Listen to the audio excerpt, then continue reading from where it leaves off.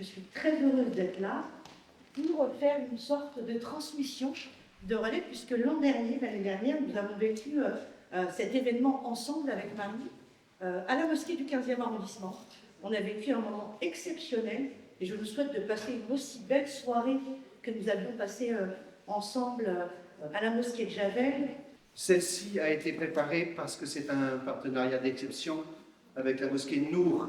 Et puis se sont joints de manière très solide, ensemble avec Marie, qui est le porteur du projet, l'association Coexister, le groupe de foyers islamo-chrétiens, d'autres paroisses du 12e, Saint-Éloi, Saint-Esprit, ta mosquée, Rama, la grande mosquée Al-Hashimi, M. Serge Benaïm, président de Cieux, des représentants du protestantisme, des commerçants du quartier et d'ailleurs, de la rue de la Roquette, du 11e, du 12e, des membres et des bénéficiaires de Nos Captifs, la Libération, divers solidaires, des membres actifs de Saint-Méry-hors-les-Murs.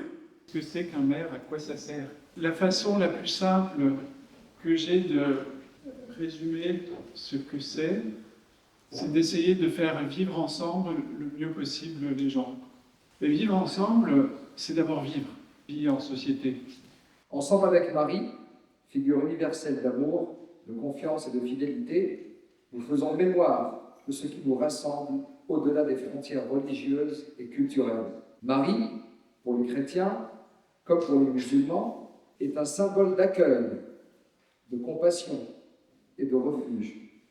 C'est un modèle d'humanité qui transcende toutes les appartenances. Le respect mutuel est la clé d'une coexistence harmonieuse. Les actions d'Ensemble avec Marie, c'est des rencontres, comme ici, en France, dans une église, une mosquée ou un tiers-lieu.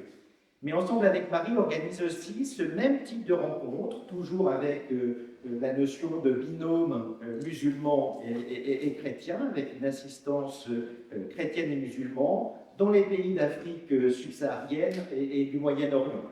On fait aussi, Ensemble avec Marie, des classes qui viennent au post-bac. Et puis enfin, on intervient aussi dans des prisons.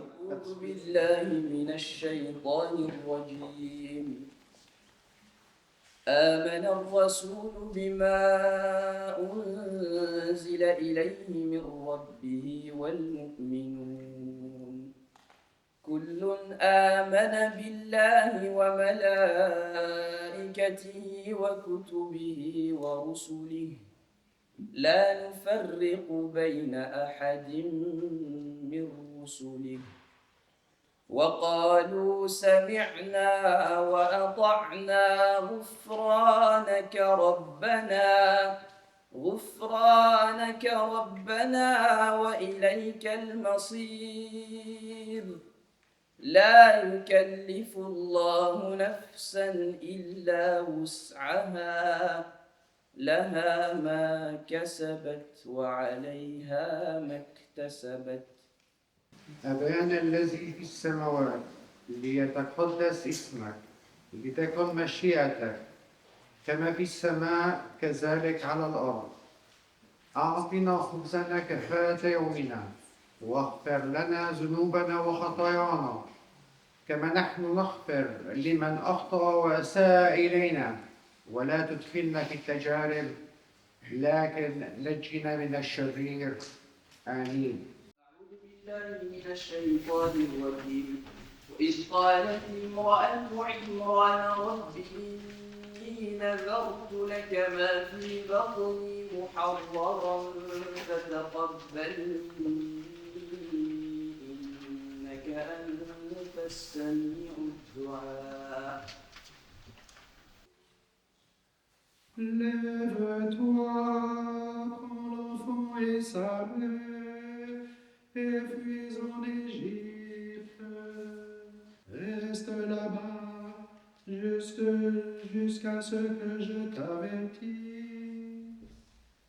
Car elle voudra rechercher l'enfant pour le faire périr. Joseph se leva dans la nuit. Il prit l'enfant et sa mère et se retourna et se retira en Égypte, où il resta jusqu'à la mort d'Hérode. Pour que soit accomplie la parole du Seigneur, prononcée par le prophète. La figure de Maryam dans le Coran est un personnage unique. C'est un personnage unique dans le sens où Allah subhanahu wa ta'ala nous dit dans un verset du Coran, selon la traduction, et rappelle-toi lorsque les anges disent, ô Marie, certes Allah t'a élu, il t'a purifié, il t'a élu au-dessus de toutes les femmes de l'univers. Au-dessus de toutes les femmes de l'univers. Pas des mondes, pas du monde, hein, mais toutes les femmes de l'univers. Alamissa et la alamin. Pour vulgariser, on pourrait dire que c'est une sorte de Miss Univers, mais intemporelle. On va vulgariser un peu. Donc, la question qui se pose ici maintenant, après avoir entendu toutes ces belles paroles à travers le Coran et les évangiles, qu'avait-elle de spécial? Qu'avait-elle de spécial cette grande dame, cette sainte, qui est connue à travers le monde, qui va être célébrée dans quelques semaines? Qu'avait-elle de spécial?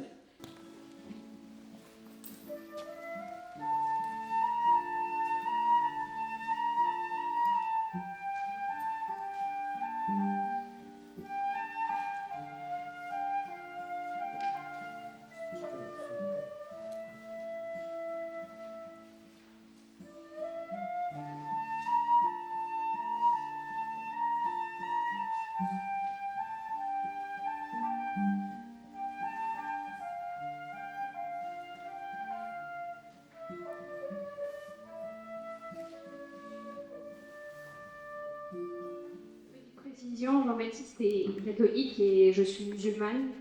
Entre nous, cette différence n'a jamais été une difficulté, mais au contraire le lieu de notre rencontre. Ayant trouvé en l'autre, parmi nos amis du lycée qui étaient pour l'immense majorité non-croyants, une espérance. De penser que l'on peut tout résoudre à l'avance sur une route que l'on ne connaît pas. La clé, c'est la confiance. Nos différences nous ont poussés à approfondir notre foi, à ne jamais rien considérer comme acquis et soumis à aucun questionnement. Et moi, je me suis souvenu aussi que ma foi est issue d'un peuple qui a toujours quitté sa terre, sa famille. La Bible est pleine de ses déplacements depuis l'Exode et durant toute l'histoire. Dans le cœur d'une fille d'Israël, un projet mystérieux a germé, répondant à notre appel qui devrait nous transformer.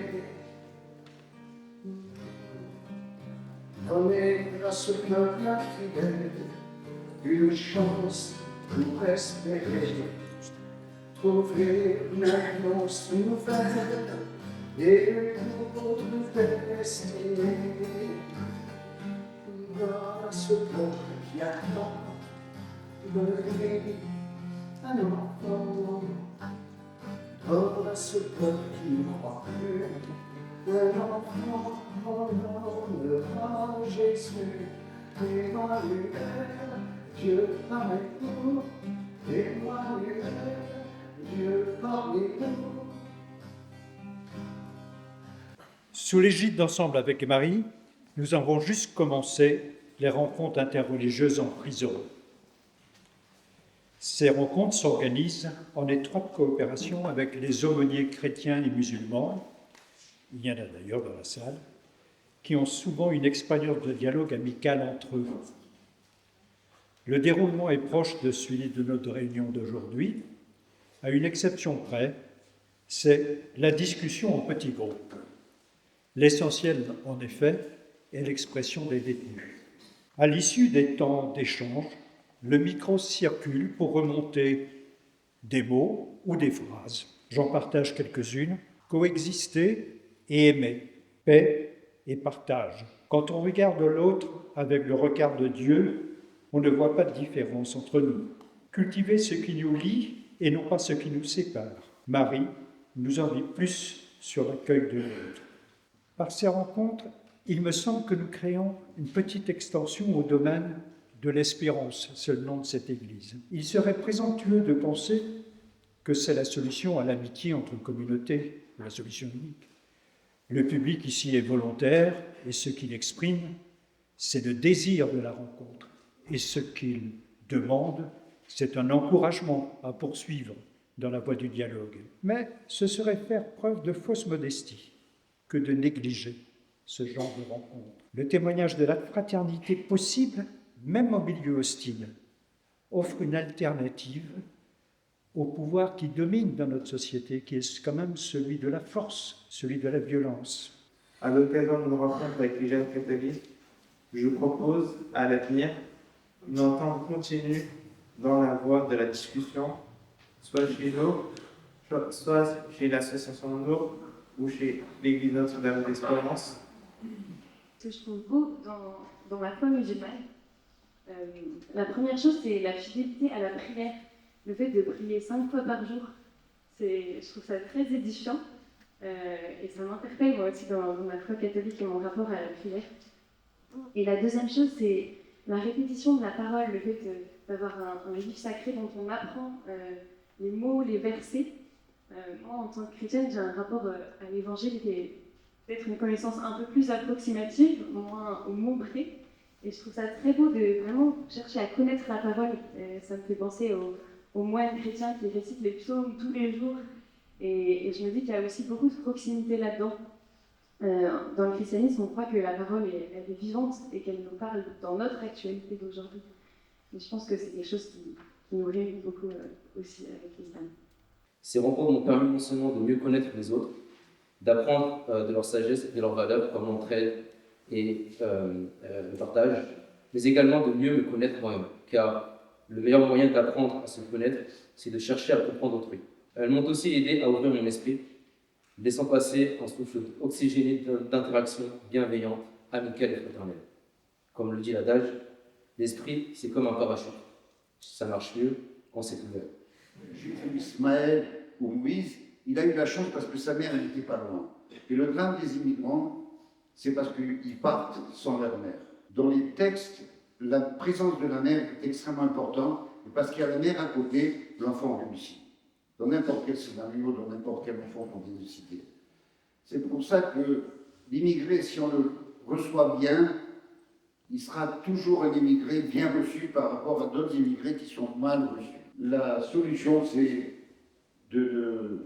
d'écouter bien ce que Dieu nous a dit. Et Dieu n'a pas créé quelque chose de superflu dans ce monde. Il n'y a pas quelque chose de superflu. Et l'immigré, il n'est pas quelqu'un d'autre que je le sois bien, mais il est tout simplement une partie de moi-même. Il m'appartient parce qu'il est en moi. Et c'est parce que c'est une partie de moi que je dois le considérer. Marie, lumière dans l'exil et source d'espérance. Marie tous, lumière et mère d'espérance, lien sacré entre le ciel et l'errance. En chrétien et musulman, elle est un phare, elle éclaire les âmes, apaise les regards. Dans l'exil et l'épreuve, en elle se trouve un soutien fidèle qui jamais ne s'éprouve. Marie, Mariam, figure universelle et profondément respectée dans les traditions chrétiennes et musulmanes, transcende les frontières religieuses pour devenir un symbole de pureté, de foi et de dévotion.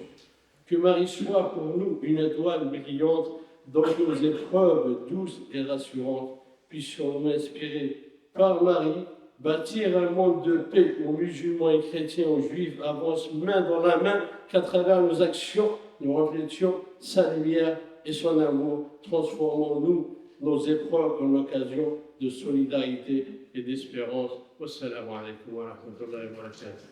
Je me permets, en revenant à toutes et tous, membres de cette conférence de partage, que c'est un moment choyé, chéri, attendu, partagé, puisque justement nous retrouvons ces rencontres, ce dialogue et cette envie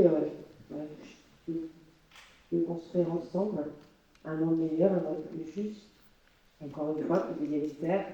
Et période que nous passons de trouble, puisque cette conférence a pris surtout naissance après les attentats qui ont meurtri Paris. Mais Paris est une ville belle, fière et surtout inclusive. Elle a su bien évidemment faire face, elle a su se relever ensemble. nous avons l'habitude de dire que quand nous sommes ensemble, nous ne prions pas ensemble, mais nous pouvons être ensemble pour prier. Nous avons nos manières de prier dans nos foi, nous enrichissons mutuellement, mais souvent c'est des manières différentes. Et c'est bien, cette différence, elle est riche. Mais dans le mouvement Ensemble avec Marie, nous avons aussi pris le temps, avec les théologiens, chrétiens musulmans, d'écrire une invocation commune. Toutes les femmes du monde, nous te prions de rendre notre pays sous ton règne bienveillante, que la paix et la convivialité règnent dans notre société et partout dans le monde. Ton humble servante, dont l'humilité a traversé les âges, est pour nous un exemple à suivre. Que la mémoire de ce jour de l'annonce Marie ouvre davantage notre cœur à Dieu et à nos frères et sœurs en humanité. Marie de Nazareth, toi, la mère de Jésus, guide nos pas vers le vivant, celui qui donne le salut. Vous répondrez, tendre Marie, enfant béni du peuple d'Abraham, tendre Marie. Donnerons aux fruits de Palestine, tendre Marie. Voilà, je vous laisse répondre. Mon cœur s'éveille au Dieu de l'impossible.